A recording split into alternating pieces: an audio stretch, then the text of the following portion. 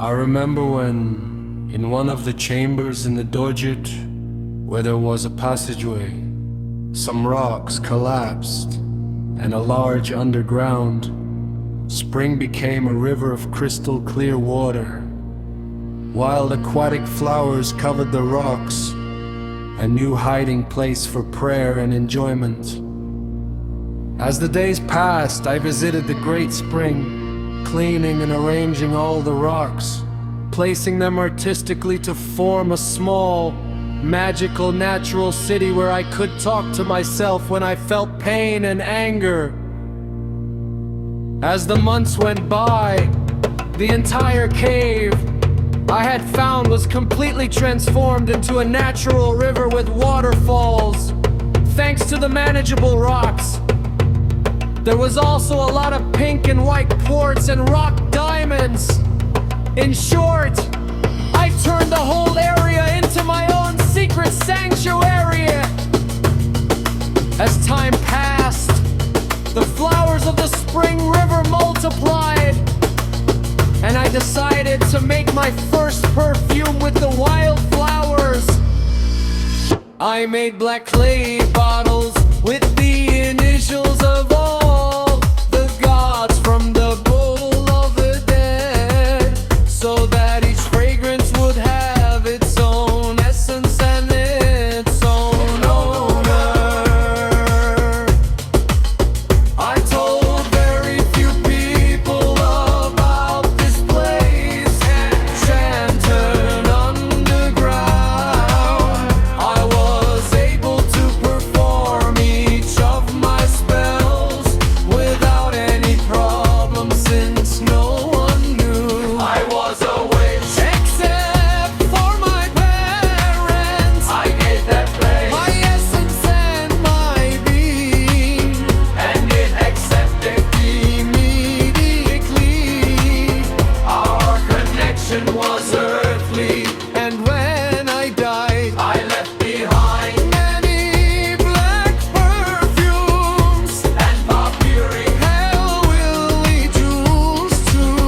One night an house I had moved, they are blood people from the waters, earth and sand. It was very fun, preparing each perfume according to the personality of my beloved past loved ones. I also cried a lot for years in the cave.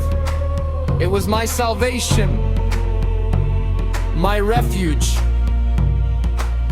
I don't remember how I died, but I only remember it in moments. I know that with the passage of time, I will receive the answers and visions of my past life.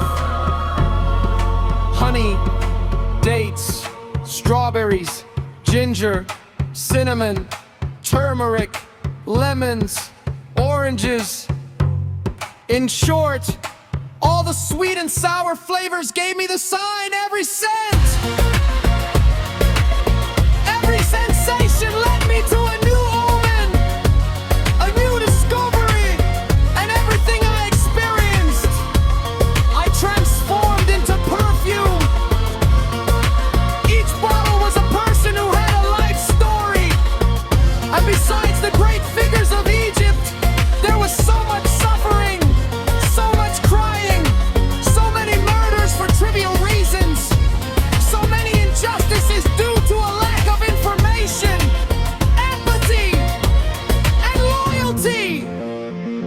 In reality, in Egypt, we were only truly happy as children, up to the age of 6 at most, because the more we believed, the more we were condemned to suddenly grow up and become adults, behaving like adults. Because of the absurd rules of Egyptian society, I always escaped the tragedies, fights, and confrontations that existed in Egypt. But unfortunately, there were times when I had to stay and watch. I don't know if someone murdered me and I died naturally. Perhaps I will find out in the future. I also remember that I wasn't lucky in love. I remember that many people were interested in me, but I don't remember what happened in this life, or who I really was. There's a lot of confusion and sometimes despair, but I know that clarity will come more and more as time and the years go by. I remember a woman with teenage children who whispered to her mother, "I love that smell.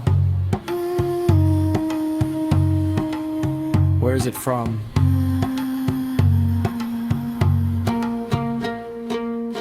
And I remember that